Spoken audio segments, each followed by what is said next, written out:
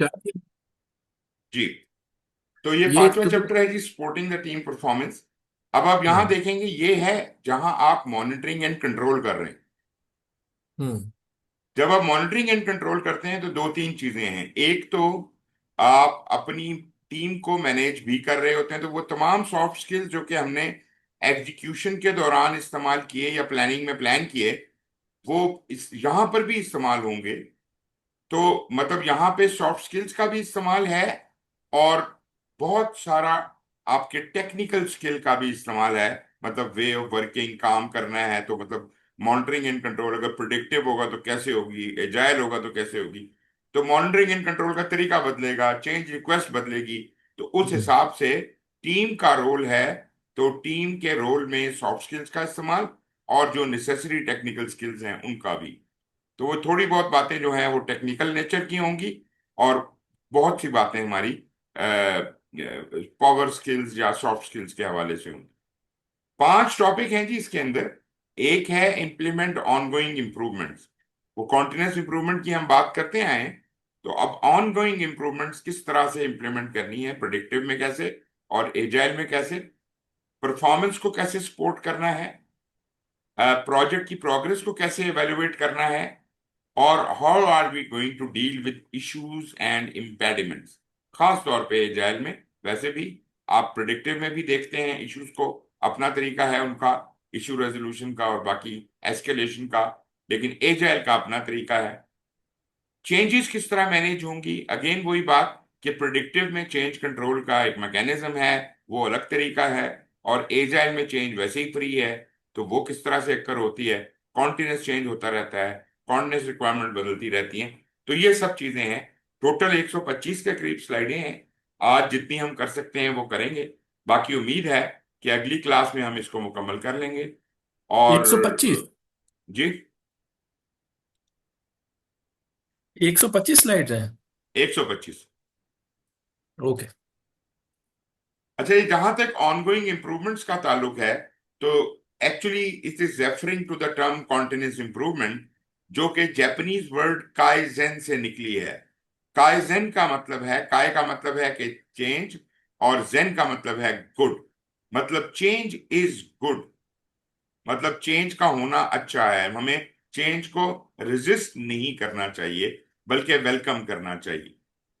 और जब हम चेंज को वेलकम करते हैं, तो हम कुछ नया सीखते हैं और अपने चलते हुए प्रोसीजर को कॉन्टिन्यूसली इंप्रूव करने के काबिल होते हैं। इसलिए जो हमारी आजकल की दुनिया में बहुत ज्यादा फेमस टर्मिनोलॉजी चल रही है, कॉन्टिन्यूस इंप्रूवमेंट, ये उसकी तरफ पॉइंट कर रहा है।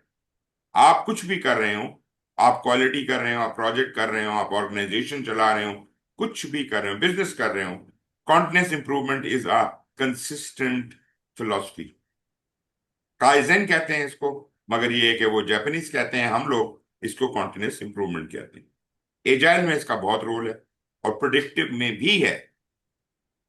An ongoing effort to improve product, service or processes through small incremental improvements or large breakthrough। जैसे भी तब्दीलियां आती हैं उनको अडॉप्ट किया जाता है, और उनको फिर कॉन्टिन्यूसली उनको अडॉप्ट कर लिया जाता है, उन पे अमल किया जाता है।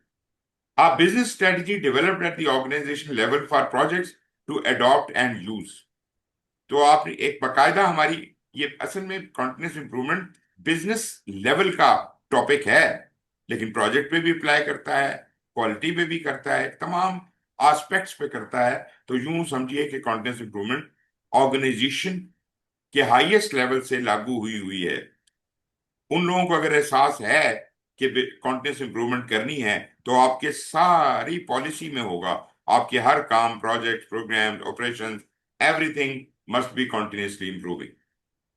Typically implemented by an organizational PMO. जब हम प्रोजेक्ट मैनेजमेंट या प्रोग्राम मैनेजमेंट के हवाले से बात करते हैं, तो आपको पता है ऊपर पीएमओ बैठा होता है। तो पीएमओ चूंकि सेंट्रल ऑफिस है, वो गवर्नेंस में भी हेल्प करता है। तो वो एक स्ट्रक्चर लर्निंग की अप्रोच देता है, और एक कंटिन्यूस इंप्रूवमेंट का फ्रेमवर्क देता है, जैसे कि सिक्स सिग्मा है, एजाइल है, या फॉर दैट मैटर अगर आपको याद हो, हमने एड कार मॉडल भी पढ़ा था। जी। वो भी कॉन्टिन्यूस इंप्रूवमेंट ही कर रहा था ना। अलबत्ता मैं किसी वक्त आपको दिखाऊंगा कॉन्टिन्यूस इंप्रूवमेंट पे वही जो मैंने आपको बताया कि अरबिको की स्लाइड्स हैं, या उसने वो जो ग्राफिक्स बनाई हुई हैं, एक्सीलेंट ग्राफिक्स, वो कोई उसने, मैं आपको दिखाऊंगा, दे आर ब्यूटीफुल। चलो। अच्छा जी, ये छोटी सी वो वीडियो है काइज़ेन के बारे में। मैं जरा आपका साउंड सिस्टम ऑन कर दूं, ये जरा सुनिएगा, और अगर कोई शक हो तो बाद में क्वेश्चन कीजिएगा काइज़ेन के बारे में।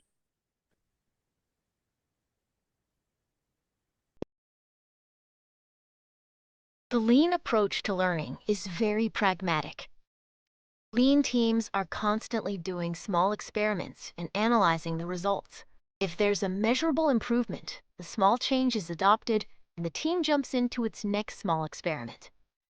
This enables lean teams to make continuous small refinements to their processes, refinements that add up to noticeable improvements over time. The idea is to improve through a series of small changes, a strategy the lean community calls Kaizen, Japanese for improvement. It's usually represented like this. And while the idea is strong, most organizations need a step-by-step approach that will yield results. And that looks like this. Here's how it works. First, an organization identifies potential improvement, such as a new practice or strategy that they want to experiment with to see how well it works in their situation. Then they try it out. They implement the change. After a brief period, they'll assess whether the change has been effective. They'll measure it against clear outcomes. If the new way of working is effective, they adopt it. If it isn't, they abandon it, for now at least. But they're not done. At that point, they share what they've learned with others, other members of their team, and other teams throughout their organization. Then start the process over. It is continuous improvement after all. Short सी movie थी, clip था, मतलब काइज़ान के बारे में थोड़ा introduction, continuous improvement पे बेहद फोकस था कि कॉन्टिन्यूस इंप्रूवमेंट कैसे होती है। तो जनाब, अगर आपने अपनी ऑर्गेनाइजेशन के अंदर या अपने प्रोजेक्ट के अंदर चीजों को कॉन्टिन्यूसली इंप्रूव करना, जो कि आपकी नीयत होनी चाहिए, लाजमी बात है, हम काम करते हैं, उसमें गलतियां करते हैं, फिर सीखते हैं, लेसन लर्नड होते हैं, उनसे फिर हम रेट्रोस्पेक्टिव जैसे हम करते हैं, उससे हम सीखते हैं, और फिर हम ये वादा करते हैं कि अब ये गलतियां हमने दोबारा रिपीट नहीं करनी। तो अपनी गलतियों से सीखने का और अपने प्रोसेसेस को एनहांस और इम्प्रूव करने का तरीका है कॉन्टिन्यूस इंप्रूवमेंट। तो आप ये देखिए कि आप जो करंटली अपनी ऑर्गेनाइजेशन में जिस तरीके से अपनी कंटिन्यूस इंप्रूवमेंट करते हैं, क्या वो तरीका ऑप्टिमाइज्ड है, क्या वो फाल तरीका है, या आपको अपना तरीका बदलने की जरूरत है। हो सकता है आप पत्थर के जमाने का तरीका अभी तक इस्तेमाल कर रहे हो, तो मतलब ये है कि बहुत रिस्ट्रिक्टिव नहीं होना चाहिए, थोड़ा सा आउट ऑफ द बॉक्स जाना चाहिए, और हमें नए नए जो तरीके इजाद हो रहे हैं मार्केट में, उनको भी मलहूज खातिर रखना चाहिए। मिसाल के तौर पे लीन है, सिक्स सिग्मा है, एजाइल है, ये सब के सब मेथड जो हैं, ये कंट्रीब्यूट करते हैं कंटिन्यूस इंप्रूवमेंट को। ऑल्सो सी, आपको काइजान का पहले पता था? क्या आपको पता था कि लीन से भी कोई इंप्रूवमेंट होती है? ये क्रिस्टल मेथड क्या भला है? कैपेबिलिटी मैच्योरिटी मॉडल इंटीग्रेशन के बारे में भी मैंने कुछ जिक्र किया था। तो इनमें से किसी चीज के बारे में अगर आपको ना सुना हुआ हो तो बताइए। नहीं सुना हुआ है सारा। क्रिस्टल मेथड कौन सा मेथड है? ये मैंने एक्सप्लेन अ, तो नहीं किया था, ये एजाइल का एक तरीका है। अब मेरे ख्याल में आपने ये इसका जिक्र किया था जिक्र किया कि था। लेकिन इसको रिवाइज कर ले। असल में हमने इसको सिर्फ यही कहा था कि ये एक एजाइल का मेथड है, जो कि हम्म। आमतौर पे सॉफ्टवेयर की दुनिया में इस्तेमाल होता है, बाकी जगहों पे इसकी इतनी ज्यादा जरूरत नहीं होती। या इसको, क्योंकि स्क्रम जो है वो सबसे आसान और इजी टू यूज मेथड है, लाइट वेट मेथड है, तो उसको हम उठा के कहीं भी इस्तेमाल कर सकते हैं, किसी भी शोबे में इस्तेमाल कर सकते हैं। हम्म। लेकिन कुछ मेथड हैं, जैसे एक्सपी है, एक्सपीरियंस प्रोग्रामिंग, ये ज्यादातर सॉफ्टवेयर डेवलपमेंट में ही काम होता है, इसलिए इसको कहीं और कॉन्सेप्ट्स को तो इस्तेमाल किया जा सकता है, लेकिन ये मेथड कहीं और इस्तेमाल शायद इतना कॉमनली ना हो सके। इसी तरह क्रिस्टल मेथड है। क्रिस्टल मेथड की खसूसियत ये थी कि आपने देखा होगा कि जैसे स्क्रम है, वो कहता है 10 बंदों की टीम होनी चाहिए। ठीक है जी, उसने एक लिमिटेड टीम रख दी। उस जमाने में जब क्रिस्टल मेथड बना, तो उस वक्त क्योंकि अभी टीम के साइज पे कोई डिसीजन नहीं था, कुछ काम छोटी टीमें कर सकती थी, कुछ बड़ी टीमें कर सकती थी। तो उन्होंने कहा कि करना तो हमने एजाइल ही है, लेकिन हम एक नया तरीका बनाते हैं जिसमें प्रोजेक्ट की जरूरत के हिसाब से टीम का साइज घटाया या बढ़ाया जा सके। तो उन्होंने एक क्रिस्टल मेथड बनाया, और क्रिस्टल में उन्होंने एक रखा क्रिस्टल क्लियर, एक रखा क्रिस्टल येलो, क्रिस्टल, इस तरह मुख्तलिफ कलर्स थे उसके। तो जो क्लियर था वो सबसे छोटी टीम, 10 बंदों की टीम तक, 4 से 10 बंदों की टीम हो, तो उसके लिए उन्होंने अलग मेथडोलॉजी बना दी क्रिस्टल के अंदर ही, कि अगर इतनी छोटी सी टीम हो, छोटा सा काम हो, तो इस तरीके से करना है। अगर 10 से 20 लोगों का काम हो तो इस तरह से करना है। तो उन्होंने कलर कोडिंग करके कोई 5 या 6 डिफरेंट क्रिस्टल बॉल्स बना दिए। वो असल में क्रिस्टल मेथड के अंदर 5 डिफरेंट मेथडोलॉजीज थी, छोटी टीम के साथ कैसे काम कराना है, बड़ी से कैसे कराना है, वगैरह वगैरह। अभी मैं इससे ज्यादा तफसील आपको नहीं बताता, लेकिन ये है कि क्रिस्टल मेथड एक तरह से समझ लीजिए कि वही स्केलिंग वाला अमल था जो कि सेफ मेथड में मैंने आपको बताया था। वो उन्होंने एक फॉर्मल एफर्ट लॉन्च करके उसको स्केल्ड एजाइल फ्रेमवर्क बना दिया, कि छोटी छोटी टीमों को मिला के बड़ी टीम, बड़ी बड़ी टीमों से बड़ी, बड़ी से बड़ी, और इस तरह आपकी वो वेरियस लेवल्स ऑफ एजाइल बन गए, सिक्स सिग्मा बन गए। तो ये जो सेफ वाला मेथड है, ये भी उनकी अपनी इजाद नहीं है। असल में स्क्रम के अंदर स्केलिंग का कॉन्सेप्ट एग्जिस्ट करता था, लेकिन इन्होंने उसे फॉर्मलाइज कर दिया। इन्होंने कहा कि अगर स्क्रम का ऊपर का लेवल होगा, स्क्रम ऑफ स्क्रम होगा, तो उसको हम कहेंगे ये प्रोग्राम बन गया। अगर स्क्रम ऑफ स्क्रम होगा तो हम कहेंगे पोर्टफोलियो बन गया। अगर उससे भी ऊपर का लेवल होगा तो हम कहेंगे एंटरप्राइज बन गई। तो एक तरह से वो जो प्रोजेक्ट, प्रोग्राम, पोर्टफोलियो और ऑर्गेनाइजेशन का कॉन्सेप्ट हम आम प्रोजेक्ट मैनेजमेंट में इस्तेमाल करते हैं, इन अ ट्विस्टेड मैनर इन्होंने इसको इसके अंदर इस्तेमाल कर लिया, सेफ के अंदर। ऑल दो सेफ यहाँ लिस्टेड नहीं है, लेकिन ये सिर्फ तो चंद एग्जांपल्स हैं। फिर वो कहते हैं also check the process improvement plan and the project management plan. क्या आप मुझे बता सकते हैं कि what is the difference between a process improvement plan and a project management plan?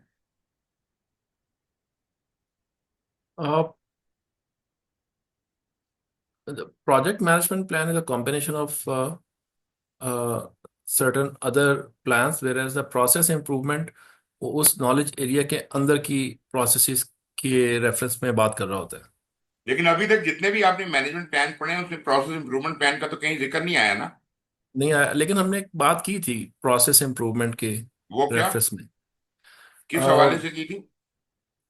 जहाँ मुझे याद पड़ता है कि हमने प्रोडक्ट के रेफरेंस में बात की थी और प्रोजेक्ट के रेफरेंस में बात की थी, तो हमने बोला था हम्म। कि प्रोजेक्ट के अंदर, नॉलेज एरिया के अंदर हम प्रोसेसेस की इम्प्रूवमेंट में प्लान की बात नहीं की थी, लेकिन हमने प्रोसेस इम्प्रूवमेंट्स की बात की थी। इंप्रूवमेंट की बात की थी, लेकिन आप जो चीज भूल रहे हैं वो ये है कि हमने क्वालिटी के हवाले से बात की थी। क्वालिटी के हवाले से बात बोली थी, एग्जैक्ट। हाँ, वो एश्योरेंस और उस दोनों चीज़ों में आपने बिल्कुल। उस दिन क्वालिटी में क्वेश्चन भी किया था, एग्जैक्टली।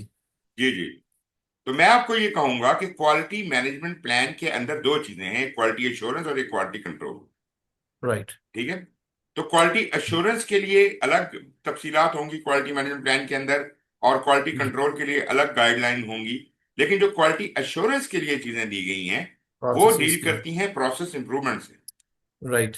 तो बाकायदा वहां पे हम इसके अंदर इंक्लूड कर लेते हैं, क्वालिटी एश्योरेंस के अंदर सब हेडिंग एक डाल देते हैं प्रोसेस इंप्रूवमेंट प्लान, कि जब भी कोई प्रोसेस में राइट। तब्दीली या कॉन्टिन्यूस इंप्रूवमेंट करनी होगी तो वो करने का क्या तरीकाकार होगा।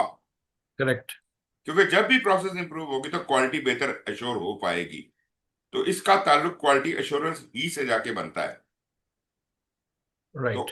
पहले जो पुरानी आपने शायद पढ़ी होगी 6th एडिशन या 5th एडिशन ऑफ पीएमबीओ के, उस वक्त ये बाकायदा एक प्लान की शक्ल में प्रोजेक्ट मैनेजमेंट प्लान का हिस्सा होता था, प्रोसेस इंप्रूवमेंट प्लान। बाद में उन्होंने इसको क्वालिटी के अंदर मर्ज कर दिया। वैसे था तो हम्म। पहले भी क्वालिटी का पार्ट, लेकिन इसको एक अलग प्लान की सूरत में लिस्ट किया जाता था। लेकिन अब मैं ये कहूंगा कि ये क्वालिटी मैनेजमेंट प्लान का एक हिस्सा है। राइट। हाँ, जो हमने लीन की बात की थी, जी लीन जी। में हमने इसको कंबाइन किया था एक लीन और एजाइल मतलब को। लीन और एजाइल को। लेकिन राइट। मैंने आपको अलग अलग भी समझाया था कि लीन अलग से क्या है और एजाइल अलग से क्या है, और उसको मिलाया कैसे जा सकता है। मिलाया कैसे जा सकता है? हम्म। वो अगर कुछ छोटा सा रिकैप। मोटी सी बात यह है कि लीन बाकी सब चीजों में देखने में, दाएं से देखें बाएं से देखें, it looks very similar to agile, but right. यहाँ आइट्रेशंस का कॉन्सेप्ट नहीं है। हम्म। यहाँ जब आप काम शुरू कर देते हैं तो बस आखिर तक काम पूरे प्रोजेक्ट के थ्रू आउट होता ही रहता है। राइट। इसका मतलब है फिर कैसे कंट्रोल कैसे करना है। उसका तरीका ये है कि हमने क्या कहते हैं, वर्क इन प्रोग्रेस को लिमिट कर दिया। हम्म। हमने हम्म। कहा कि हमारा जो हाँ, छोटा डूइंग कर वाला दिया। कॉलम, डन टू डू वाला कॉलम है, वो मेरा पूरा प्रोडक्ट बैकलॉग ही वहां पड़ा हुआ है, हम्म। प्रायोरिटी में पड़ा हुआ है। लेकिन करेक्ट। मैं एक वक्त में इतने से ज्यादा काम हैंडल नहीं करूंगा। मैंने वर्क इन प्रोग्रेस को लिमिट कर दिया। इसका मतलब है कि थ्रू आउट दी प्रोजेक्ट मैं कभी भी ओवरलोड नहीं होऊंगा। स्लोली एंड स्टेडीली मैं वो एक एक कतरा करके ये पूरा समंदर पी जाऊंगा। करेक्ट। एक एक यूजर स्टोरी करके मैंने अल्टीमेटली पूरा करना है। और as soon as any user story gets completed, immediately I can pick up another user story and start working on it। मतलब at any one time मेरे पास तीन से ज्यादा काम नहीं होने चाहिए। और ये वर्क इन प्रोग्रेस कितना हो सकता है, इसकी भी लिमिट हम शुरू में डिफाइन कर लेते हैं कि तीन हो सकते हैं, चार हो सकते हैं, पांच हो सकते हैं, looking at the capacity of our team. Right. हम कितना काम का लोड एक वक्त में उठा सकते हैं। करेक्ट। जबकि जो लीन है, जो एजाइल है, उसके अंदर हम आइट्रेशन बाय आइट्रेशन काम करते हैं, आइट्रेशन की मुनासबत से काम उठाते हैं।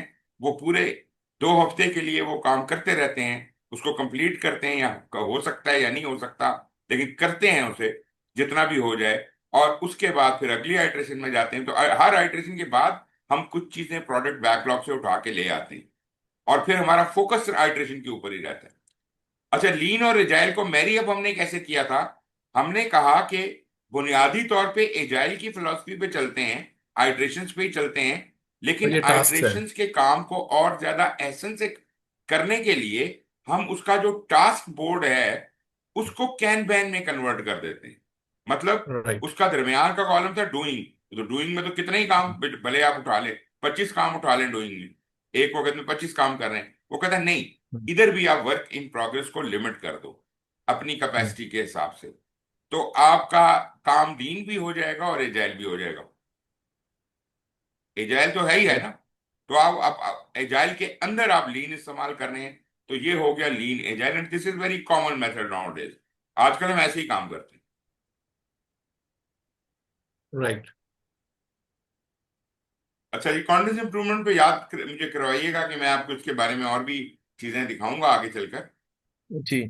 अच्छा जी, रेट्रोस्पेक्टिव जो है ये ऐसे ही है जैसे कि प्रोजेक्टिव प्रोजेक्ट में हम at the end of the project lesson learn exercise करते हैं। लेकिन चूंकि एजाइल में आइट्रेशंस होती हैं, तो हम हर आइट्रेशन के एंड पर एक छोटी सी लेसन लर्न टाइप की एक्सरसाइज करते हैं, जिसको हम कहते हैं रेट्रोस्पेक्टिव। कि इस आइट्रेशन के दौरान हमने क्या खोया क्या पाया, क्या अच्छा हुआ क्या बुरा हुआ। तो इसका जैसे टास्क बोर्ड होता है, इसी तरह इसका भी बोर्ड होता है। इसमें हम लिखते हैं, 2 कॉलम बना लेते हैं। एक में टीम बैठ के, सिर्फ टीम बैठती है, और वो आपस में डिस्कस करते हैं कि ओके, इस आइट्रेशन में व्हाट ऑल वेंट वेल, कौन सा काम, कौन सा जबरदस्त काम हुआ है, अच्छे काम कौन कौन से हुए, उनको लिस्ट कर हम्म। लेते हैं। और वो चीजें जो अच्छी नहीं हो पाई, या जिनमें कोई कमी रह गई है, जिनमें इंप्रूवमेंट रिक्वायर्ड है, तो उनको दूसरी तरफ लिस्ट कर लेते हैं। और जब ये चीज कंपाइल हो जाती है, ये कुछ 4 एक घंटे की मीटिंग होती है at the end of the iteration, और इसमें ये दिल खोल के इस पे बहस करते हैं। और जब ये हो जाता है तो फिर वो कहते हैं कि अच्छा जी, अब जो अगली हाइड्रेशन आ रही है उसमें ये वाली गलतियां तो हमने नहीं करनी, और ये वाली हमारी स्ट्रेंथ्स थी, इनके ऊपर हमें और बिल्ट अपॉन करना होगा। वो एक मिशन के साथ एक एक मोटिवेशन के साथ अगली आइटरेशन में दाखिल होते हैं, और वो एक बिल्कुल ही जिसे कहते हैं ना कि ट्रांसफॉर्म्ड टीम होती है, हम्म। ज्यादा बेहतर, पहले से ज्यादा बेहतर होती है। तो ये अगर आप गौर कीजिए तो ये जो काम हो रहा है, रेट्रोस्पेक्टिव आइटरेशन बाय आइटरेशन, हम रेट्रोस्पेक्टिव से सीख सीख के अपने काम करने के अंदाज को खूब से खूब तर किए जा रहे हैं, तो बुनियादी तौर पे तो कॉन्फिडेंस इंप्रूवमेंट हो रहा है। हम्म। ठीक है ना जी? तो रेट्रोस्पेक्टिव हैं, रिव्यूज और इम्प्रूव मेथड्स हैं। Prepare topics for inspiration on a board, make two columns, ask attendees to add item to these list, allow each participant to identify the reasons for the improvement, decide common items that need improvement and mark them, narrow the list to improvement areas that will bring value in the next sprint, get team consensus on the plan improvement. अब ये improvement plan के अंदर जा रहा है, जो consensus हो जाएगा वो इंप्रूवमेंट प्लान के अंदर चला जाएगा। Update these task on the backlog after a discussion with the product owner and then implement those changes. Hmm. तो ये रेट्रोस्पेक्टिव के हवाले से हमने बात की कि कैसे कॉन्टिन्यूस इंप्रूवमेंट को ये फीड करता है। फिर जनाब अपने मेथड्स को इंप्रूव करने के लिए हम बहुत से तरीके इस्तेमाल करते हैं, लेसन लर्न और रेट्रोस्पेक्टिव के अलावा। मिसाल के तौर पे हम तजर्बात करते हैं, एक्सपेरिमेंट्स करते हैं। एक चीज होती है A B testing. A B hmm. Testing और team feedback on identifying improvement. आप एक काम को दो मुख्तलिफ तरीके से करके देखते हैं, ए तरीके से भी और बी तरीके से भी, और फिर टीम से पूछते हैं कि आपके ख्याल में, या स्टेक होल्डर को भी इन्वॉल्व कर सकते हैं, उनसे फीडबैक मांगते हैं कि भाई इसके ऊपर कमेंट करो कौन सा तरीका ज्यादा बेहतर था। हम्म। इस तरह से हमें ये फायदा मिलता है कि हम अप्रोप्रिएट, सही, अच्छा वाला, एफिशिएंट वाला तरीका आइंदा के लिए सिलेक्ट कर पाते हैं। मगर हम्म। ए बी टेस्टिंग में दोनों तरीकों से काम किया जाता है। इसको डिजाइन ऑफ एक्सपेरिमेंट भी कहते हैं, आप पहले भी हमने बात की थी इसके बारे में। Experiments provide a way to improve team efficiency and effectiveness. एक दफा तजर्बा कर लिया ना, अब सही रास्ता पता चल गया, आइंदा हम उस सही रास्ते पे चला करेंगे। लेकिन अभी थोड़ा सा टाइम ज्यादा लगा क्योंकि हमने दोनों मेथड से इस काम को करने की कोशिश की, और फिर बेहतर तरीका फाइंड करने के बाद हमने अपने आप को इम्प्रूव कर लिया। आइंदा हम अच्छे तरीके से काम करेंगे। फिर जनाब जो कुछ भी आपने सीखा है उसके apply apply controls, do them one at a time to isolate the result. ये दोनों ए और बी टेस्टिंग अलग अलग होनी चाहिए, साइमल्टेनियस नहीं होनी चाहिए, अलग अलग हों, ताकि हम उसको पूरे फोकस और अटेंशन के साथ दोनों तरीकों से काम को सही तरीके से करने की कोशिश करें, और फिर ये जज करें कि कौन सा तरीका ज्यादा बेहतर था। परीटो चार्ट या 80-20 रूल मैं आपको पहले भी बताता आया हूं, कई जगहों पे रिस्क में भी जिक्र आया था और भी जगहों पर।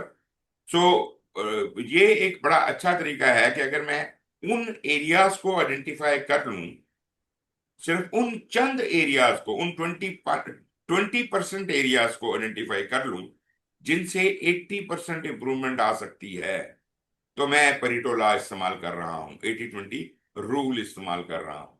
मतलब ये एक छोटी छोटी जो इश्यूज आ रहे हैं उनको मैं छोड़ दूं, मगर जो मैक्सिमम नंबर ऑफ इश्यूज जिस चीज में आ रहे हैं, मैं अगर उसका इलाज करूं। मिसाल के तौर पे मेरी गाड़ियों का वर्कशॉप है, और उसके अंदर मुझे जो सबसे ज्यादा प्रॉब्लम आ रही है वो कार्बोरेटर के प्रॉब्लम्स की है। हम्म। मतलब जो 90% गाड़ियां आती हैं उनमें कार्बोरेटर ही का प्रॉब्लम होता है। अब मैं अगर कार्बोरेटर के लिए अपना वर्क फोर्स को ज्यादा ट्रेन कर लूं और ज्यादा लोगों को रख लूं, तो मैं उन गाड़ियों को ज्यादा क्विकली, मतलब अब मैंने मसला तो हल कर लिया, टीम भी मेरी एक्सपीरियंस है और लोग भी बहुत हैं।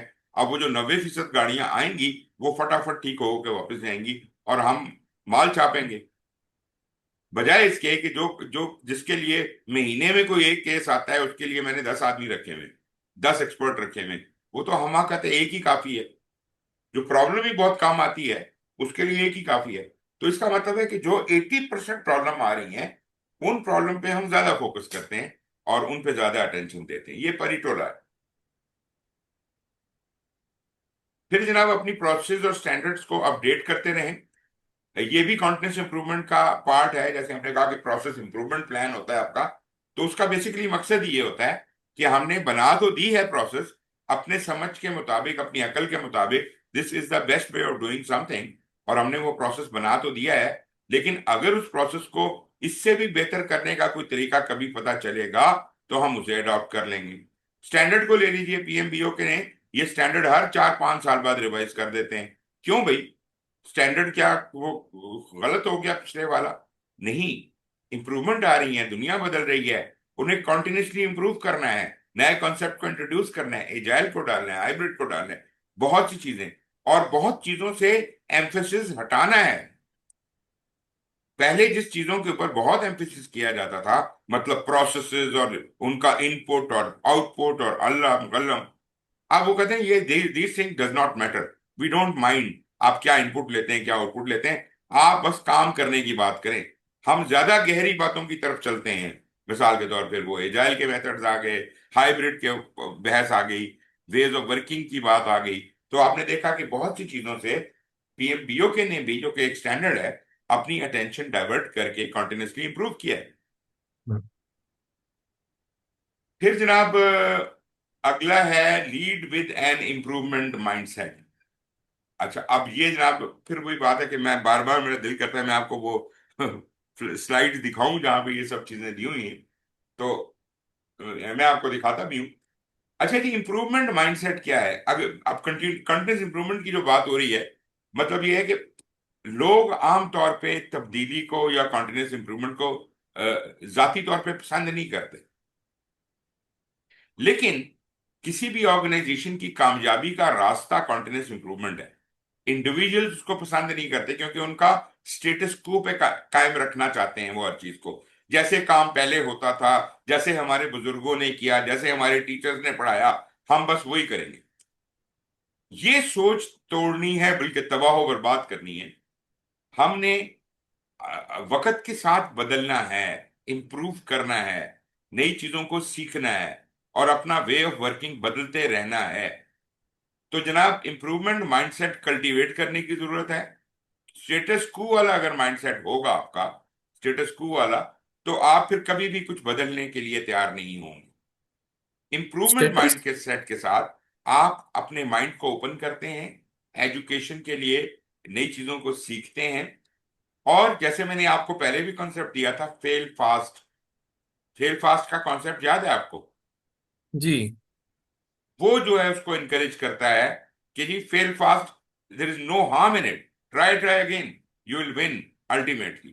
ठीक है जी, जितनी जल्दी फेल हो जाए उतने कामयाबी के चांसेस बढ़ जाते हैं, क्योंकि आपको अपनी गलतियों का पता चल जाता है, आप उसे कॉन्टिन्यूस इंप्रूव करते हैं, और आप अगले अटेम्प्ट में उसको खूब बेहतर तरीके से एड्रेस करते हैं। मैं तो ये कहूंगा वो प्लान आपने ही इतना अच्छा करें कि आपका काम पहली दफा ही कामयाब हो जाए, लेकिन अगर नहीं हो सकता तो घबराने की कोई बात नहीं है, परेशान होने की, रोने की कोई बात नहीं है। इट इज नेचुरल, बल्कि मैं कहूंगा इट इज बट नेचुरल। ये तेजी में आपने एक वर्ड यूज किया था। खैर फिर वही है कि मैं जिसमें आपने बोला था कि आप अपने स्टीरियोटाइप चीज से निकलने के लिए लोग उसे रेजिस्ट करते हैं, उसको क्या नाम देते हैं? स्टेटस को, स्टेटस को। स्टेटस क्यू यू ओ, ये नॉर्मली तो वो लोग हैं जो पुराने सिस्टम्स और पुराने तरीकों को एडवोकेट करते हैं और कहते हैं इनको नहीं बदलना चाहिए, उनके साथ चिपके रहते हैं, बल्कि बाकायदा रेजिस्ट करते हैं ऑर्गेनाइजेशन में। जब भी कोई नई चीज आती है वो उसकी अपोजिशन करते हैं। ये स्टेटस को वाले लोग होते हैं। तो ये अच्छा माइंडसेट नहीं, ये गलत माइंडसेट है, ये उल्टा उल्टा माइंडसेट है, नेगेटिव माइंडसेट। फिर जनाब identify material improvements, training process और इक्विपमेंट। आपको लाजमी बात है यार, अब वक्त बदल गया है, अब नए सब्जेक्ट आ गए हैं, नई ट्रेनिंग्स आ गई हैं, लोगों को नई ट्रेनिंग देने की जरूरत है। आप अपने जमाने में जो पढ़ाई की थी, आप वही लोगों को प्रमोट किए जा रहे हैं, तो ये कहाँ की शराफत है? मिसाल के तौर पे जैसे आपने भी बताया, आपने ऑपरेशन रिसर्च पढ़ा अपने जमाने में, मैंने भी पढ़ा अपने जमाने में। भाई अब वो ऑपरेशन रिसर्च नहीं कहलाता, अब वो सप्लाई चेन बन गया है। अब वो बहुत सी चीजें उसमें से निकल आई हैं, उसकी कई सारी ब्रांचेस निकल आई हैं। तो मतलब ये कहने का है कि हमें आज के दौर के हिसाब से अपने स्टाफ को रेलेवेंट एरियाज की ट्रेनिंग देनी चाहिए। एक जमाने में जो कंप्यूटर साइंस होता था, जो सारी कंप्यूटर से रिलेटेड जितनी चीजें हैं सब उसी के अंदर पढ़ाई जाती थी, अब सॉफ्टवेयर अलग, हार्डवेयर अलग, रोबोटिक्स अलग, फलाना अलग, एआई अलग, हर एक में अलग अलग मास्टर्स होता है। कितने डिसिप्लिन निकल आए एक ही के अंदर से। तो आज अगर आपके बच्चे होंगे और वो अगर स्कूल कॉलेज में जाएंगे तो आप उन्हें कहेंगे यार ये अपना आर्टिफिशियल इंटेलिजेंस में पीएचडी करके आओ, या चैट जीपीटी पे करके आओ, या ऐसी किसी चीज के ऊपर जो एक छोटी सी ब्रांच है आपके हिसाब से, वो पूरी सॉफ्टवेयर इंजीनियरिंग को कवर भी नहीं करता। ठीक है जी। लेकिन भाई राइट। ट्रेंड चेंज हो रहे हैं, दौर स्पेशलाइजेशंस का आ गया है, तो लोग अब इन चीजों में स्पेशलाइज कर रहे हैं। Measure the effect of any change, जब भी कोई तब्दीली लाते हैं उसके असर को नापें कि भाई कितना फायदा हुआ इस तब्दीली को लाने से, और खुद एवेलुएट करें कि अगर इससे जो मुनासिब, जो एक्सपेक्टेड फायदा होना चाहिए था वो नहीं हो रहा, तो फिर आपको उसके बारे में दोबारा सोचने की जरूरत है कि यार ये चेंज जो हम लाए हैं ये तो उतना फायदा नहीं दे रही, तो हम इस प्रोसेस को मजीद इंप्रूव करने की कोशिश क्यों ना करें। Repeat this thing again, educate yourself, फिर तजर्बे करें, फिर फेल फास्ट करें, फिर ट्रेनिंग्स करें, और फिर तब्दीली लेके आएं। और ये साइकिल चलता ही रहना चाहिए। इसे कहते हैं जी इंप्रूवमेंट माइंडसेट। ये कॉन्टिन्यूस इंप्रूवमेंट से ये टर्म निकली है। और इसी तरह एक और माइंडसेट है, उसे कहते हैं ग्रोथ माइंडसेट। ग्रोथ माइंडसेट, उसकी तरफ भी मैं आऊंगा, शायद किसी जगह भी जिक्र आएगा। यहां पे कुछ क्वेश्चन जी, what is the aim of retrospective?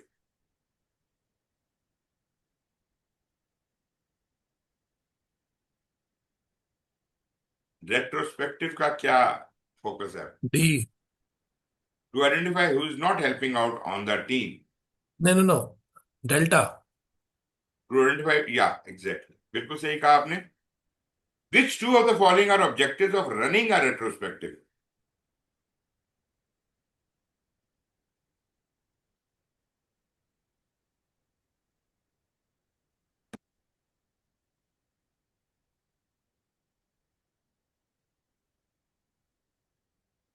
Beta and Charlie. Beta and Charlie. जी, मतलब मैंने get feedback on the product से ज्यादा ये अप्रोप्रिएट नहीं होगा to agree on to one to two experiments to try to improve team देखिए, performance. Retrospective में हम एक्सपेरिमेंट नहीं करते। ओके। रेट्रोस्पेक्टिव में तो हम पीछे मुड़ के नहीं, देखते हैं क्या खोया क्या पाया।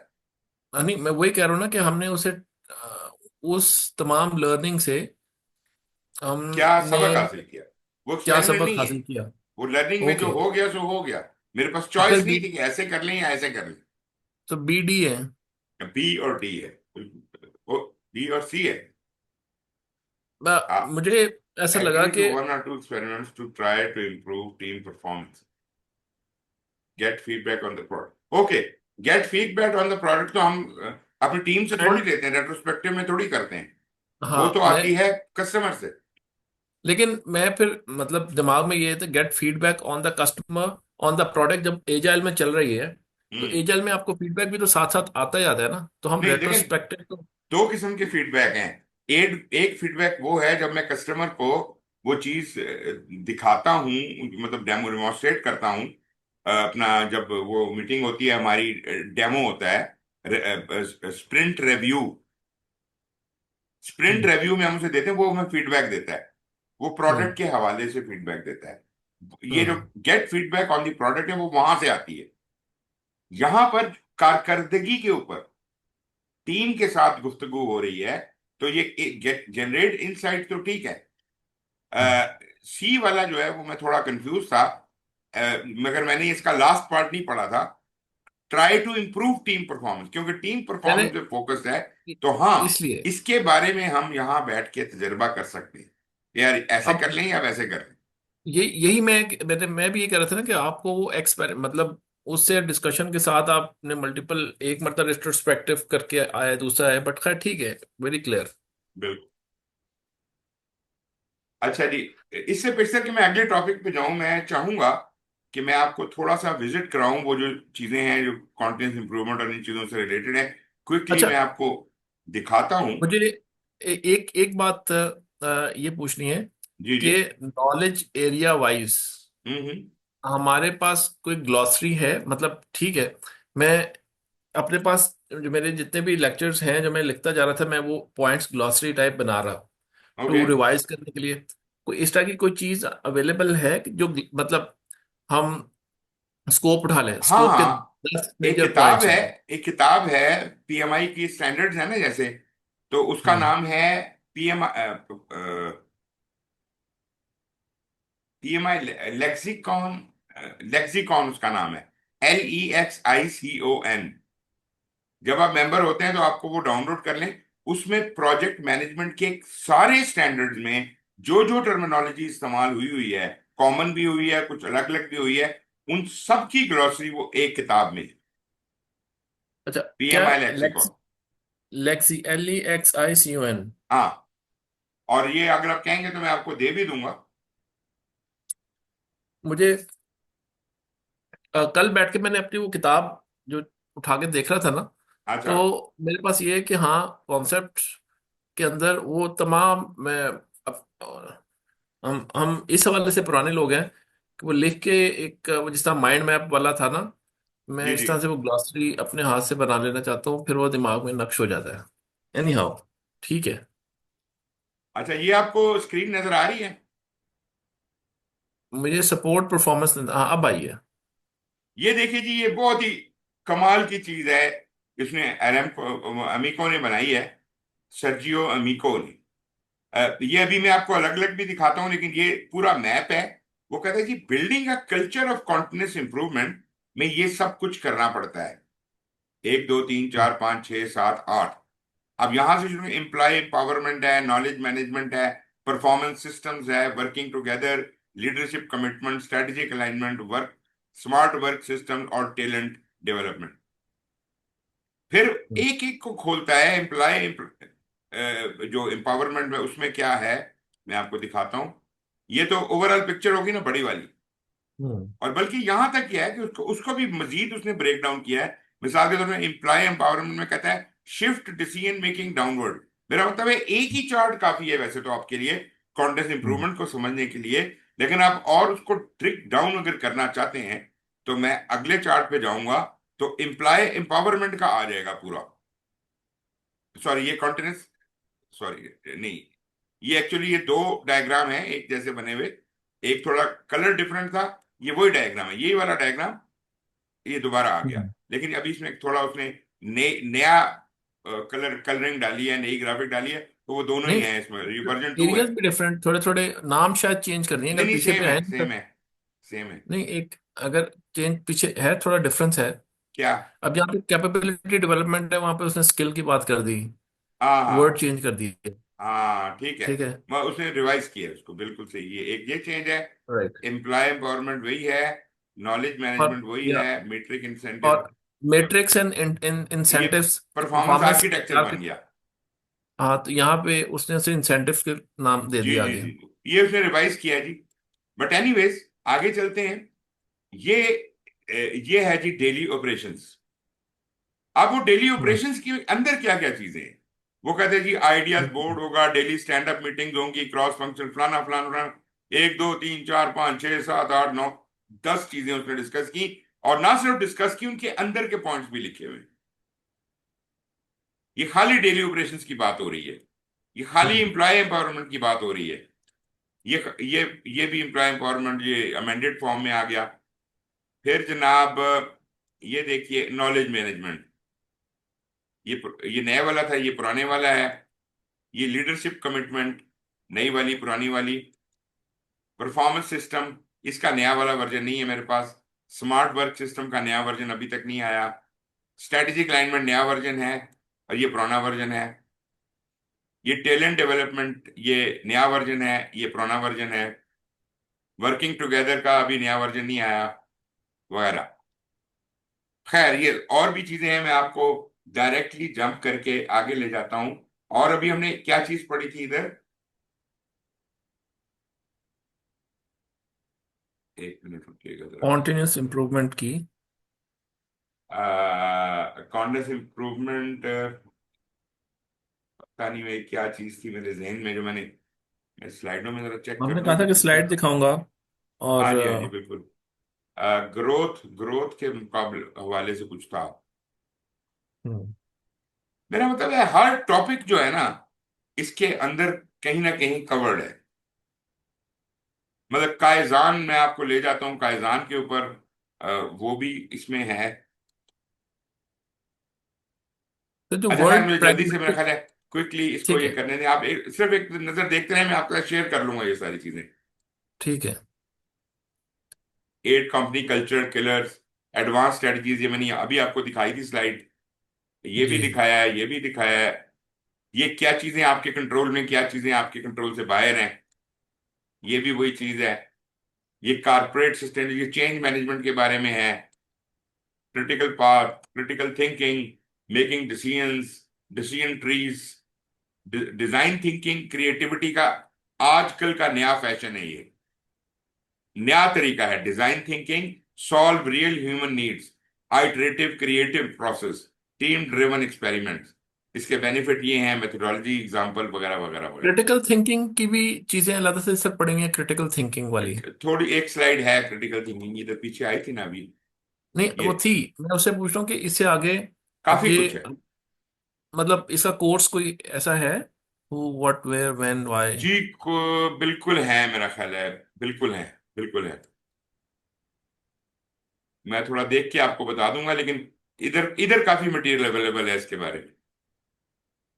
आ, ये भी मैंने आपको स्लाइड दिखाई थी, डिफ्यूजिंग कन्फ्लिक्ट।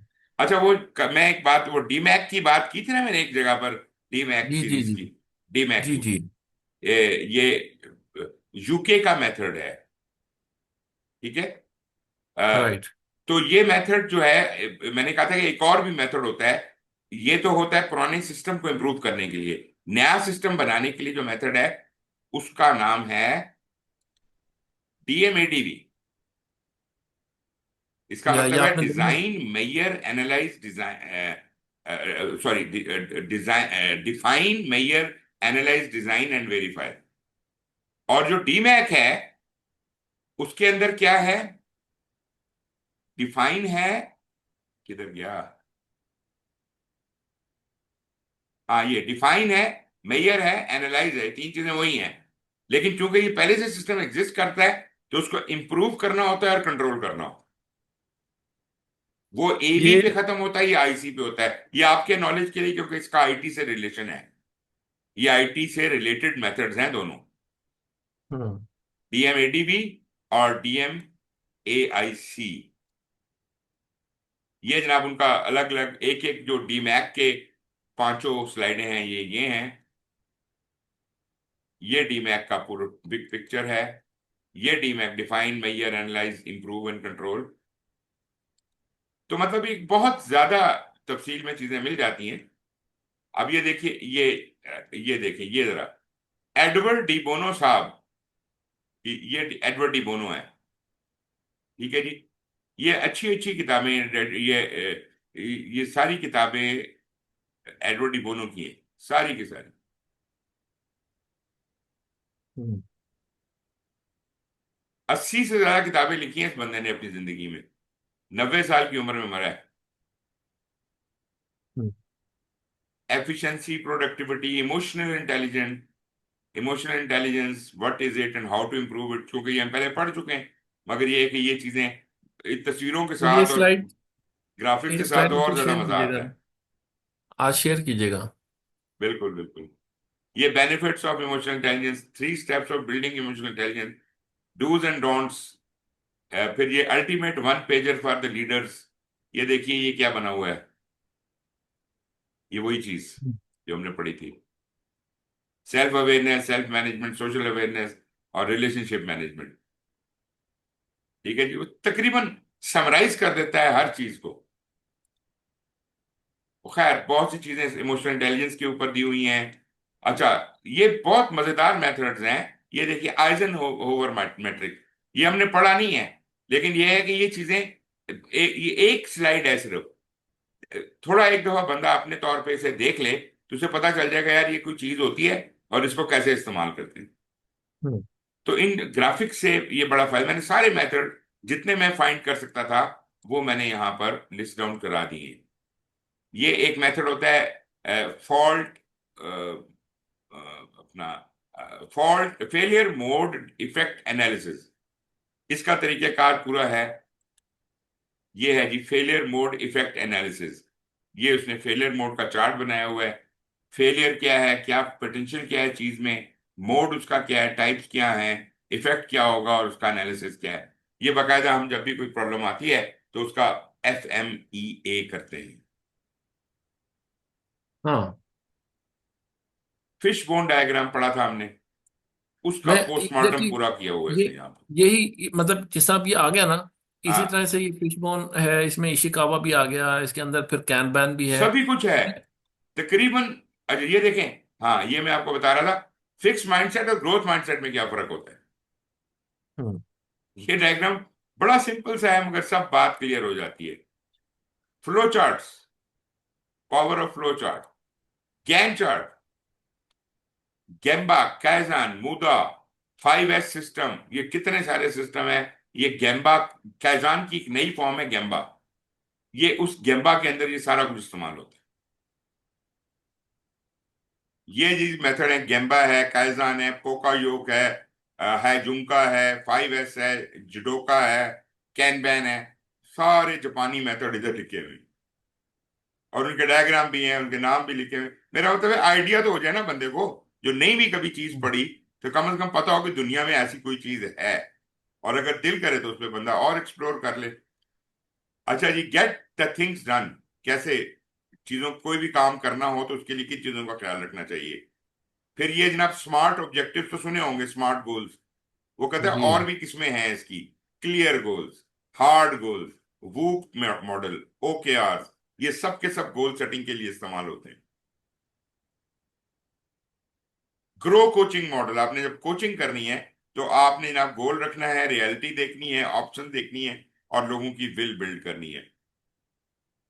ये चीजें हम्म। आप पढ़िएगा अपने। ये ग्रोथ माइंडसेट, ग्रोथ माइंडसेट के ये बिल्कुल तफसील से, ग्रोथ माइंडसेट कैसे सोचता है, फिक्स माइंडसेट कैसे सोचता है, उनका डिफरेंस है। ये नीचे कुछ कुछ के नीचे उनके ऑथर्स के भी हैं, तो अच्छी बात है, आप उनको जाके और देख सकते हैं। ये भी ग्रोथ माइंडसेट के ऊपर ये पॉवेल एंटोनोव ने लिखा हुआ है। ये इसने उसके 12 वेज दिए हुए हैं to build the growth mindset. तो बात ये कि ये इतनी सारी चीजें हैं कि ये मैं कवर नहीं कर सकता, लेकिन मैं ये सोच रहा था कि अगर हम एक एक टॉपिक लें और उसके ऊपर एक्सटेंसिव कोर्स बनाएं, मिसाल के तौर पे गेम्बा पे या काइजान पे या सर्वेंट लीडरशिप पे, किसी एक एस्पेक्ट पे कोई 3-3 6-6 घंटे के कोर्स बनाए जाए तो बहुत मजेदार चीज बनेगी। सर्वेंट आप बिल्कुल ठीक लीडरशिप, कह रहे हैं। हैबिट मास्टरी, ये एक किताब है, उसका खलासा है 7 एसेंशियल हैबिट्स। बहुत सी चीजें हैं जनाब इसके अंदर, मतलब मैं हर चीज तो डिफाइन नहीं कर सकता। ये पिछली स्लाइड पे देखें, ये एक और मॉडल है, होशन कैनरी मॉडल। हम्म। अब ये एक पूरा सिस्टम है जिसमें आप स्ट्रेटजी अलाइनमेंट के लिए और उसको स्ट्रेटजी को एग्जीक्यूट करने के लिए इस्तेमाल करते हैं, कि हमने कहाँ जाना है, कैसे जाना है, क्या करना है, कितनी दूर तक जाना है, कौन क्या करेगा, वगैरह वगैरह। तो इसका बाकायदा इस तरह का डब्बे बना के उनके अंदर हम वो चीजें करते हैं, इनको फिल करते हैं, और उससे हमारी स्ट्रेटजी बन जाती है। हम्म। फिर हाई परफॉर्मेंस लोग जो हैं वो कैसे बिहेव करते हैं, क्वाइट पीपल क्या मिस्टेक्स करते हैं, डेलीगेशन कैसे करनी चाहिए। अब ये देखें, चीज सिंपल सी है, लेकिन अब वाई डेलीगेट क्यों करने की जरूरत है। Develop future leaders, empower decision making, encourage team work, free leaders from high impact work, leads to better problem solving. कैसे करते हैं, हम्म। क्या चीज डेलीगेट करते हैं। 70% rule of delegation, if you want someone who can do a task 70% as well as you delegated. RACI matrix आपको पढ़ा हुआ है आपने, आइजनहोवर मैंने आपको अभी दिखाया थोड़ी देर पहले, 80-20 रूल, इन सब चीजों का इस्तेमाल तमाम मैनेजमेंट साइंस में होता है। ये प्रोजेक्ट मैनेजमेंट में जो चीजें आपको पढ़ा रहा हूं, ये सिर्फ प्रोजेक्ट मैनेजमेंट के लिए नहीं है, ये हर जगह इस्तेमाल होती है। हम्म। How to have better meetings, जो मीटिंग के हवाले से मैंने बात की थी, ये उनके बारे में कहते हैं। Set a clear agenda, keep meeting small, stay stay standing, खड़े खड़े मीटिंग करें, rotate meeting location, assign roles, end with action items. You understand कितना जबरदस्त स्टैंड अप मीटिंग भी इसमें हो जाती है। दूसरी मीटिंग भी कहते हैं छोटी रखिए। लोगों को, अपने एम्प्लॉयज को रिटेन करने का तरीका, how to talk as a top performer, how you really learn, आप लर्निंग कैसे करते हैं। बल्कि एक आध स्लाइड मैंने इसमें रखी थी जो ऑर्गेनाइजेशनल लर्निंग का मैंने आपसे जिक्र किया था, उसके ऊपर भी एक आध चीज है। एक मिनट, ये आईक्यू, ईक्यू और सोशल इंटेलिजेंस, सोशल इंटेलिजेंस, इनका फर्क। ये ये काइकू, काय काकू, ये एक और सिस्टम है, काइजान से थोड़ा मुख्तलिफ है, लेकिन वो काइजान तो छोटी कॉन्टेंस इंप्रूवमेंट के लिए, ये बड़ी कॉन्टेंस इंप्रूवमेंट के लिए। इसमें बोल्ड टॉप डाउन चेंजेस आती हैं that bring Swift significant improvement. तो काइकाकू जो है वो एक तरह से कहा जाए तो काइजान का बाप है। हम्म डेली काइजान कैसे होती है, काइजान की फिलॉसफी है, इमोशनल साइड ऑफ काइजान है, फिर जनाब प्रिंसिपल्स ऑफ काइजान है, फिर फिलॉसफी ऑफ काइजान है, 5 मिनट डेली काइजान, रोजाना काइजान कैसे रन की जाए, फिर काइजान का काकू और काकुशिन, काकुशिन उसकी एक और बहन भाई आ गया साथ, 10 प्रिंसिपल्स, काइजान की टेम्पलेट, काइजान के ऊपर कुछ ग्राउंड रूल्स वगैरह, काइजान बोर्ड जो हम्म हम इस्तेमाल करें, to do, in progress, work in progress और डन वाला, ये वो चीज है, ये भी काइजन बोर्ड है। ये जनाब soft skills, mastering soft skills for career advancement, आप गौर हम्म कीजिए ये सब चीजें हम पढ़ चुके हैं। Problem solving, team work and communication, time management, emotional intelligence, creativity, life long learning, intercultural competencies, सब कुछ इन अ वे हम ये सारी बातें कर चुके हैं। लेकिन ये है कि इस डायग्राम में देखेंगे, 1 मिनट में आप रेफर करेंगे और कहेंगे हाँ यार ये मुझे पता है। और हम्म उनको अंदर अंदर भी ब्रेक डाउन किया, टीम वर्क में कोलैबोरेट, कम्युनिकेट, कोऑर्डिनेट वगैरह वगैरह वगैरह। हम्म। एनीवेज जी, मेरा ख्याल है काफी टाइम मैंने इसके ऊपर लगा दिया, मैं वापस आता हूँ अपनी प्रेजेंटेशन की तरफ। ये आ, तो ज्यादा, मतलब आई डोंट नो, बहुत आला है, बहुत ही आला है। बिल्कुल बिल्कुल, बहुत अच्छी चीजें हैं यार, मतलब बहुत ज्यादा स्लाइडें हैं। ये मतलब मैं काफी दिनों से इन चीजों को इकट्ठा कर रहा था, और बहुत ज्यादा है, बहुत ज्यादा मटेरियल है। मैं समझता हूँ कि किताबें पढ़ने से बेहतर है कि बंदा ये समरियां पढ़ ले। मैं जो मैंने अभी आपसे बात बोली ना, ग्लॉसरी की और ये वो सब चीजें, प्रोजेक्ट मैनेजमेंट की, तो ये जब आपके पास कॉन्सेप्ट हैं, जिस तरह अभी आपने मुझसे पूछा ना कि हाँ, प्रोजेक्ट मैनेजमेंट और प्रोसेस मैनेजमेंट में इट इज नॉट कि यार वो क्वालिटी वाली, बट जब आपके पास वो छोटी सी ग्लॉसरी होती है ना, तो आप एग्जैक्टली उस पॉइंट पे पहुंच जाते हैं क्विकली कि हाँ रेफर यार कर लेते हैं। देखिए अभी ये। आपके पास सारी स्लाइडें भी आ गई हैं, आपके पास वीडियोस भी आ रही हैं, और अब ये भी चीज आ जाएगी, तो मेरा ख्याल है कि आपको लाइफ लॉन्ग इन चीजों को रेफर बैक करने में मुश्किल नहीं होगी। लेकिन इंशाल्लाह। At the same time continuous improvement को जारी रखें, और इस खजाने में अपना मजीद इल्म सेव करते रहें। ठीक है, आइंदा फिर आइंदा किसी आने वाले को फायदा हो जाएगा ना। जैसे मैं आपको ये चीजें दे रहा हूं, आप किसी अगले को दे के जाएंगे, तो ये मैं मतलब इसी तरह हेरिटेज सिस्टम चलता रहेगा। मैं अभी एक चीज सर ये मानता हूँ, मैं हम्म, आपकी माशाल्लाह ट्रेन के, आप आपकी ट्रेन के अंदर हमारा डब्बा भले जहाँ पे भी लगाओ, but I am really impressed माशाल्लाह।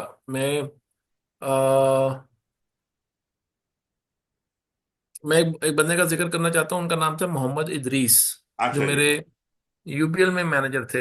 हाँ हाँ। और वो बंदा इतना स्किलफुल था, हम्म। गोजरा के रहने वाला थे। और अच्छा। वो पूरा यूनाइटेड बैंक की ब्रांचेस, वो रिटायर हुए हैं, कब हुए हैं जी, 2000 मेरे ख्याल में 13 या 14 में। अच्छा।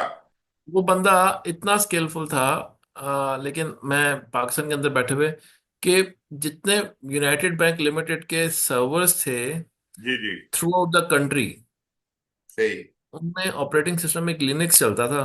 हाँ। उस लिनक्स के ऑपरेटिंग सिस्टम को अगर वो करप्ट होता था तो विदाउट अ बैकअप वो उसको रिकवर कर लेता था। सही है। ठीक है। अच्छा, मैं अभी एग्जांपल बता के, लेकिन वो भी एक लेवल पे आके उन्होंने बस कर दी। वो रिटायर होने के बाद उस, माशाल्लाह हम्म। माशाल्लाह माशाल्लाह, मतलब गिविंग अ कंपैरिजन के उसी के साथ, जब मैं आपके साथ इंटरेक्ट कर रहा हूँ या सब चीज़ें देख रहा हूँ, हमारे लिए तो बहुत ज़्यादा बड़ी मोटिवेशन है, सिर्फ बातों की हद तक नहीं, हम्म। वैसे भी। और माशाल्लाह जिस जिस तरह से आप ये चीज़ें बता रहे हैं, लगे हुए हैं, लोग जान छोड़ देते हैं, कहते हैं यार बस बस हो गई है। ये बड़ी बात है। अल्लाह ताला आपके बिल्कुल लिए बिल्कुल सही है। आसानी पैदा करेंगे। मैं आपको एक ठीक है। मजे की बात बताऊं कि ये जो है ना, अगर आप आज से कोई 25 साल पहले वाले लोगों से, मेरे से जो मुझे जानते थे पहले, उनसे मिलेंगे तो उनको ये मेरा करंट जो स्किल लेवल है इसका कोई अंदाजा नहीं है। हम्म। मेरा उस वक्त जो अ, वो फेम था वो कुछ और था। वो था जी, ये हम्म। आईटी का एक्सपर्ट है जी। वो जैसे आप बता रहे हैं हम्म। ना, उस जमाने हम्म। में हम बस वो हुआ करते थे, और उसमें पूरी फौज में मैं मशहूर था कि यार ये बंदा जो है ये आईटी के मसाइल है। उसके बाद मैंने आईटी छोड़ दी। लाजिम बात है, अब हम्म। मैं उसका एक्सपर्ट नहीं हूँ। लेकिन ये है हम्म। कि वो लोग अभी भी कहते हैं वो कंप्यूटर वाला सोहेल, वो अभी तक मुझे उसी हम्म। तरह याद करते हैं। तो अभी अगर उन्हें कोई बताता है कि नहीं यार वो अभी कंप्यूटर वाला नहीं रहा, वो आजकल को प्रोजेक्ट मैनेजमेंट वगैरह करता है, कहते हैं वो क्या होती है। तो कहने का हम्म। मकसद ये है कि ये भी एक बहुत बड़ा लेसन है। मैं अपनी प्रोजेक्शन नहीं कर रहा, मैं ये बताने की कोशिश कर रहा हूँ आपको, अपनी जिंदगी में अपने रास्ते बार बार कॉन्टिन्यूसली इंप्रूव करने पड़ते हैं, बदलने भी पड़ सकते हैं, राहें भी बदलनी। मैं I started with construction engineering, छोड़ दी। आई स्टार्टेड डूइंग अपना आईटी में मैंने बहुत प्रोग्रेस किया, छोड़ दिया। मैंने मास्टर्स भी किया था उसके अंदर भी। फिर मैं आखिर में आके मैं प्रोजेक्ट मैनेजमेंट पे आया। और अभी आप देखें प्रोजेक्ट मैनेजमेंट में हम कॉन्टिन्यूसली कुछ नई चीज करते जा रहे हैं, वक्त के साथ साथ जो भी उसमें डेवलपमेंट हो रही है। हाँ, अलबत्ता मैंने ये किया कि मैंने अब पिछले कोई 25 सालों से अपने आप को प्रोजेक्ट मैनेजमेंट के घेरे में बांध लिया है। अब उसी के हल्के में जो जो प्रोग्रेस हो रही है मैं उसी को फॉलो करता हूँ। मैं आईटी की प्रोग्रेस को बहुत ज्यादा फॉलो नहीं करता। मैं मैनेजमेंट के अंदर जो चीजें हो रही हैं उनको तो हल्का फुल्का देख लेता हूँ, लेकिन उनको बहुत ज्यादा फॉलो नहीं करता। मिसाल के तौर पे अब वो सिक्स सिग्मा वगैरह हैं, मैं एक दफा गया था एग्जाम भी देने के लिए, लेकिन वो मेरा कोई बहुत ज्यादा उसके साथ इंटरेस्ट नहीं था, तो मैंने फिर उसको भी छोड़ दिया। और बड़ी चीजें मैंने छोड़ी भी हैं जिंदगी में, बहुत सी चीजें छोड़ी भी हैं। लेकिन पाथ की रीअलाइनमेंट होती रहनी चाहिए और आप अपनी एक्सेलेंस की तरफ चलें, हम्म। और यही आपकी अचीवमेंट है। ठीक है जी। एनीवेज जी, अगले आखिरी 15 मिनट में हम जरा ये अगला टॉपिक शुरू कर लें। टॉपिक भी है हमारा स्पोर्ट परफॉर्मेंस। ये भी सॉफ्ट टॉपिक है। हम अपनी टीम को कैसे सपोर्ट करते हैं। सबसे बड़ी बात यह है कि चूंकि एज अ प्रोजेक्ट मैनेजर ये मेरा काम है कि बस कम्युनिकेट और कम्युनिकेट और कम्युनिकेट करूं। ठीक है जी। क्या कम्युनिकेट करूं? मुझे तमाम लोगों को, अपनी टीम को, हर बंदे को रिमाइंड करवाते रहना है। क्या तुम्हें पता है हमारे प्रोजेक्ट के ये ऑब्जेक्टिव्स हैं, ये वैल्यूज हैं, ये डायरेक्शन है, ये स्ट्रेटजी है। बार बार मैं लोगों को मुख्तलिफ अंदाज में, सॉफ्ट एंड सबल अंदाज में, मैं उनको रिमाइंड कराता रहूं। ये मेरी बुनियादी जिम्मेदारी है, ना सिर्फ टीम मेंबर्स को बल्कि इवन स्टेक होल्डर्स को भी। मुझे मैं उन्हें एक तरह से एजुकेट भी कर रहा हूँ, रिमाइंड भी कर रहा हूँ, ताकि कहीं ये चीज उनके जहन से निकल ना जाए। उनका जो किबला है वो वही रहे। कई दफा ये होता है कि आपने पता तो होता है कि हमारा ऑब्जेक्टिव क्या है, लेकिन लोगों की अटेंशन इधर उधर हो जाती है और प्रोजेक्ट का रुख भी इधर उधर हो जाता है। वो आपने नहीं होने देना एज अ प्रोजेक्ट मैनेजर। फिर आपको मैंने बताया था वो फ्लूइड का लफ्ज हमने इस्तेमाल किया था पहले कम्युनिकेशंस के हवाले से, याद है? कि जी। इस तरह कम्युनिकेट करो कि पता ही ना चले कम्युनिकेशन हो रही है, वो एक नॉर्मल फ्लो की सूरत में वो चीजें चल रही हों।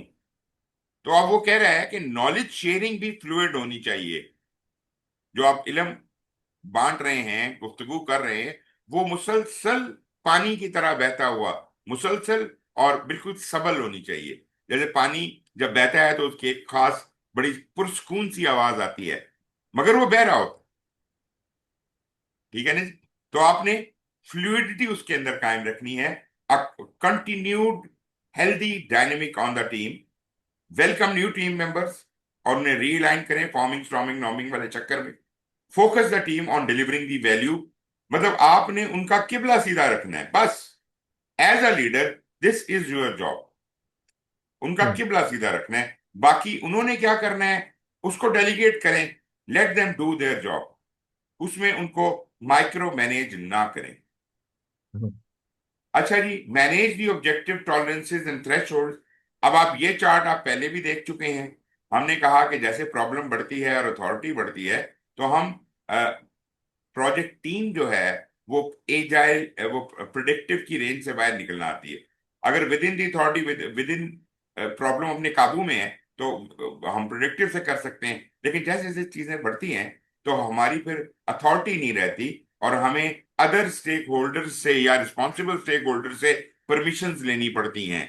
और ये जो पैराबोला की हद है ये भी डिफाइन कर रही है कि ये है जी हाईएस्ट कॉम्प्लेक्सिटी लेवल। वो एक डायग्राम हमने कॉम्प्लेक्सिटी और कॉम्प्लिकेशन का भी बताया था ना। तो अगर चीज इधर तक है तब तो ठीक है, इससे बियॉन्ड निकल गई ना तो फिर it is out of our hand. तो ऐसी चीज ऐसा प्रोजेक्ट करना ही नहीं चाहिए।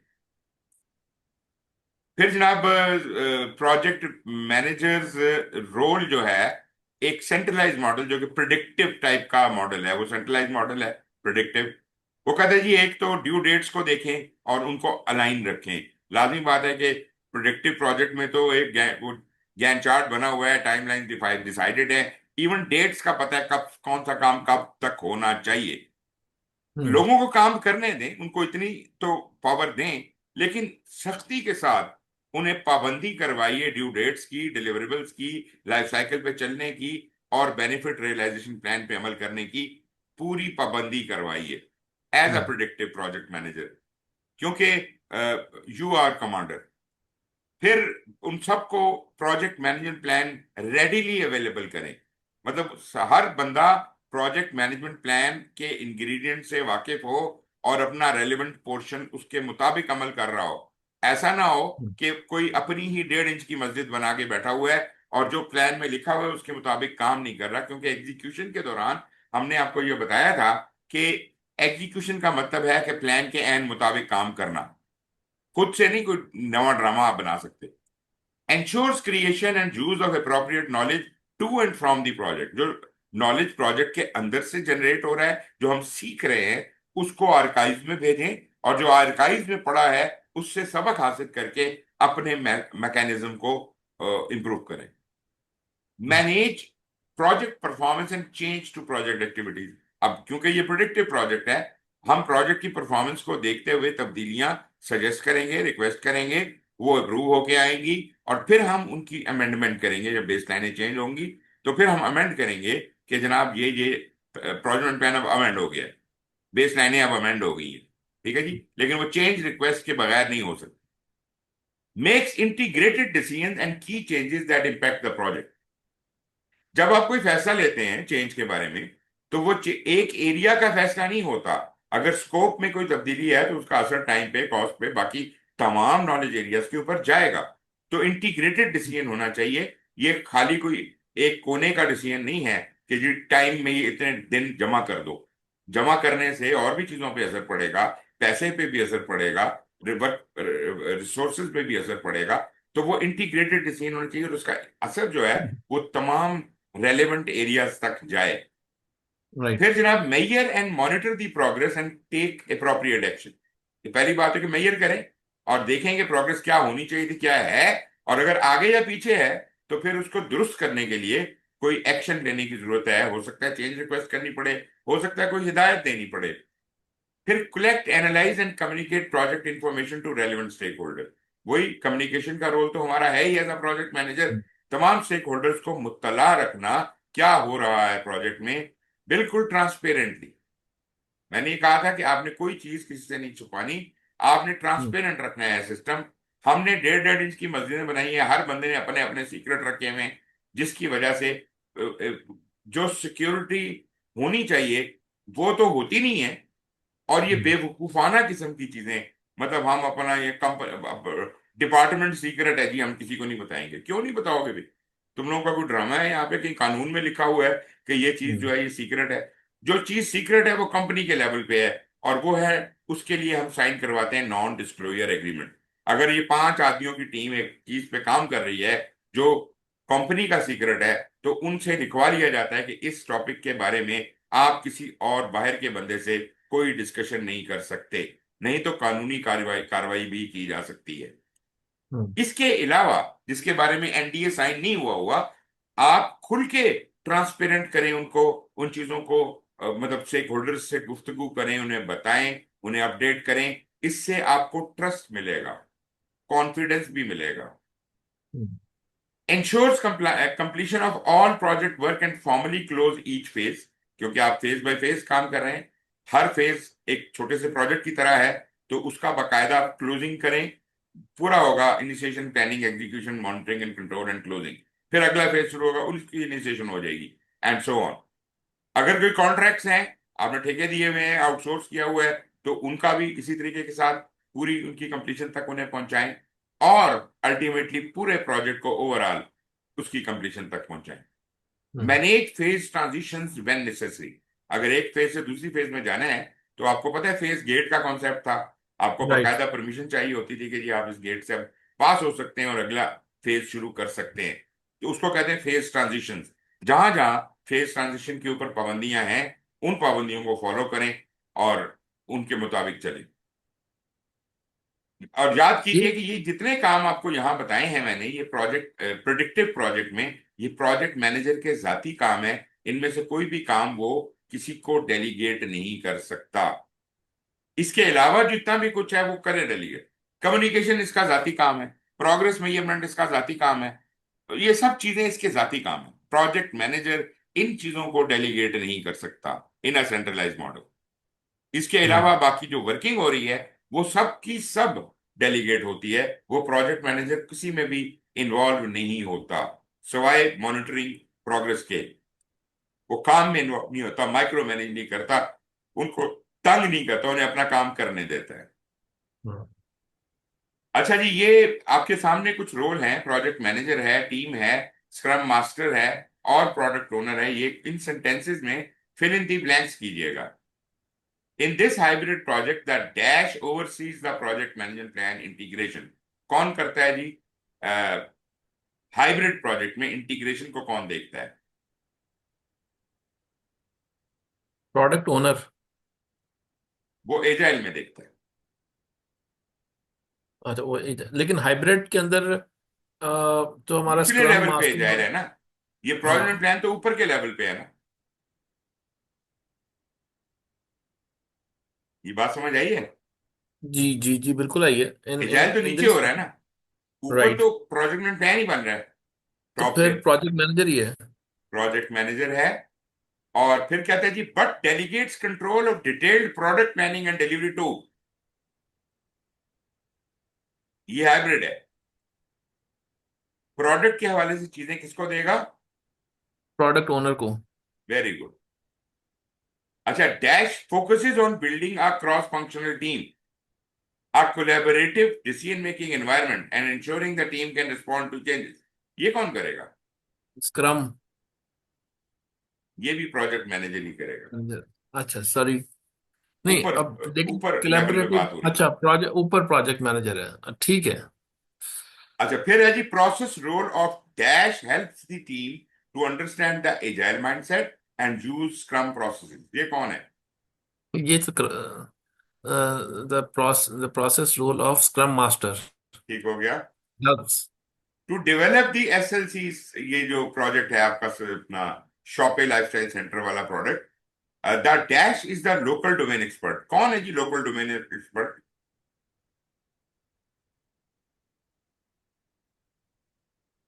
टीम। इस एजाइल वाले पोर्शन में कौन लोकल डोमेन एक्सपर्ट है? Product owner.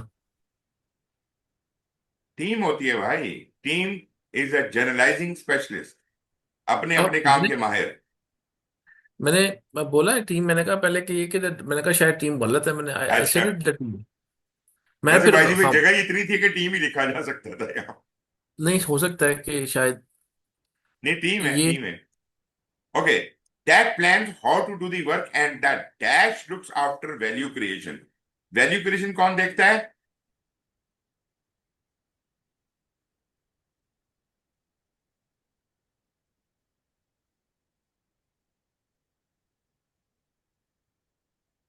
Product owner.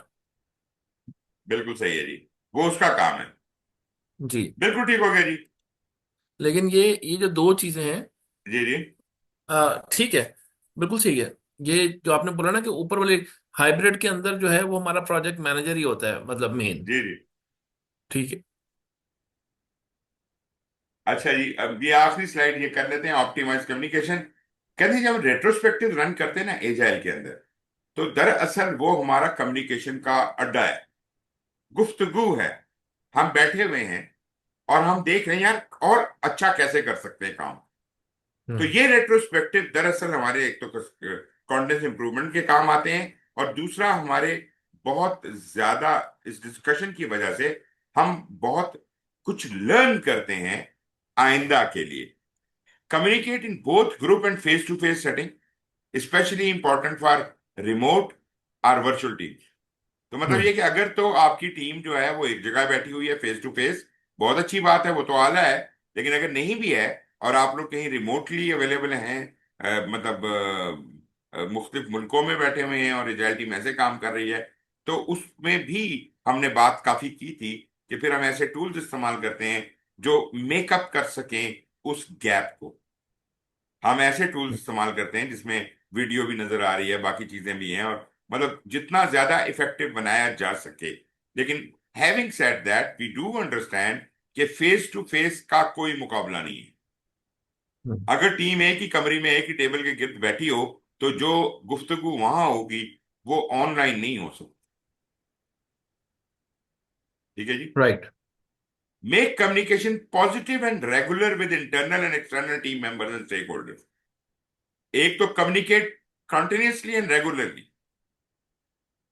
और फिर वो कहता है कि पॉजिटिव कम्युनिकेशन करो, फजूल बहसें ना करो, नेगेटिव बातें ना करो। जो काम की तरफ कंट्रीब्यूट कर रही हैं, जो पॉजिटिवली कंट्रीब्यूट कर रही हैं, उसको कम्युनिकेट करें, दोनों के साथ, हम्म। अंदरूनी और बैरूनी टीम मेंबर्स और स्टेक होल्डर सबके साथ। फिर जो टेक्नोलॉजीज हैं, लेटेस्ट टूल्स हैं, उनको इस्तेमाल करें for get feedback about them and tailor for optimization. कि खूब से खूब तर का क्या जर्नी है, जो अभी इस वक्त हम टूल इस्तेमाल कर रहे हैं, क्या उससे बेहतर टूल भी मार्केट में कोई अवेलेबल है, क्या वो हम्म। टेस्टेड है, उसको इस्तेमाल करना चाहिए, हमें फायदा होगा। तो मतलब वक्त के साथ साथ अपनी टेक्नोलॉजी को भी बदलते जाएं। तो आपको पता है कि टीम ने जो अपनी कम्युनिकेशन की एक्सपेक्टेशन थी, वो टीम चार्टर में या ग्राउंड रूल्स में रिकॉर्ड की हुई हैं। और अगर आपकी कम्युनिकेशन की एक्सपेक्टेशन बदलती हैं, तो आप अपने ग्राउंड रूल बदल सकते हैं, क्योंकि टीम ही ने बनाए हैं, टीम ही उन्हें अमेंड भी कर सकती है। तो ये जो कॉन्टिन्यूस हम्म। इंप्रूवमेंट है, उसकी वजह से कोई फर्क नहीं पड़ता अगर टीम के चार्टर में टीम मिलकर फैसला करे कि आइंदा से हम ऐसे नहीं, काम ऐसे किया करेंगे, तो वो भी बिल्कुल ओके है। लेकिन all the team must be in consensus for making that change.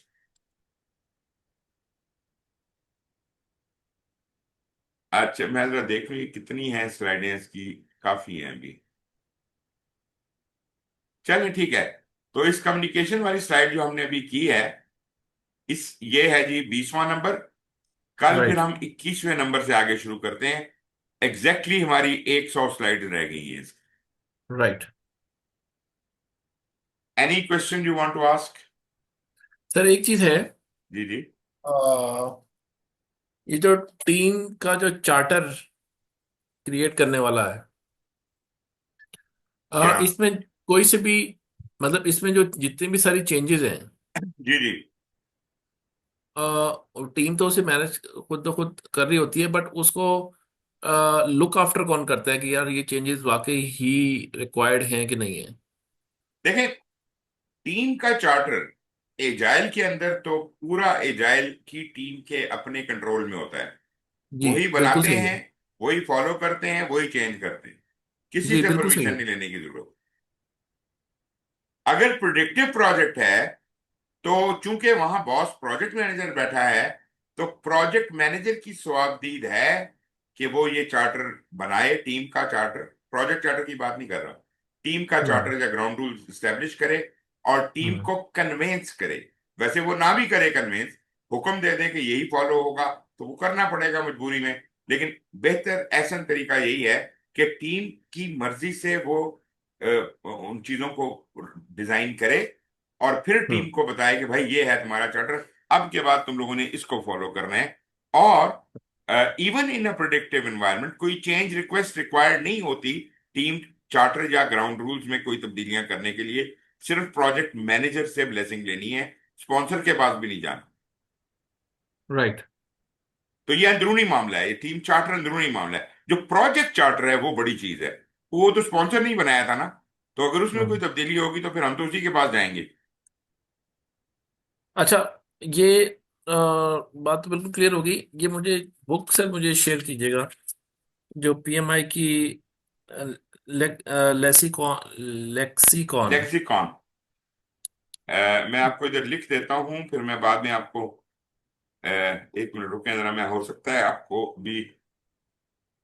और ये स्लाइड्स भी, वो वाली जो आपने दिखाई है मुझे। हाँ जी, वो भी मैं आपको भेजता हूँ। और ये जो आपने अभी क्या कहा? ये पीएमआई का लेक्सिकॉन। हाँ, लेक्सिकॉन। 1 मिनट रुकिएगा, मैं आपको वो आपके व्हाट्सएप पे वो भेजता हूँ, उसका लिंक भी भेज देता हूँ और ये भी ठीक है। चीज दोनों चीजें आपको भेज दूँ। ओके। बल्कि मैं आपको शुक्रिया एक सर। ऐसा लिंक भेजता हूँ जिसमें पीएमआई के सारे स्टैंडर्ड्स पड़े हुए हैं। शुक्रिया। आप मेंबर नहीं भी हैं तो आप कोई भी स्टैंडर्ड उठा के वहां से पीडीएफ में पढ़ना शुरू कर दें। राइट। तो मैं 2 लिंक आपको भेजूंगा, एक उसका और एक ये जो स्लाइडें वगैरह हैं, वो जो पिक्चर्स हैं, बिल्कुल ठीक है ग्राफिक्स। सर। बहुत शुक्रिया सर। मोस्ट वेलकम जी, take care, thank you very much. अस्सलाम वालेकुम। टेक अस्सलाम केयर, वालेकुम। खुदा हाफिज। पर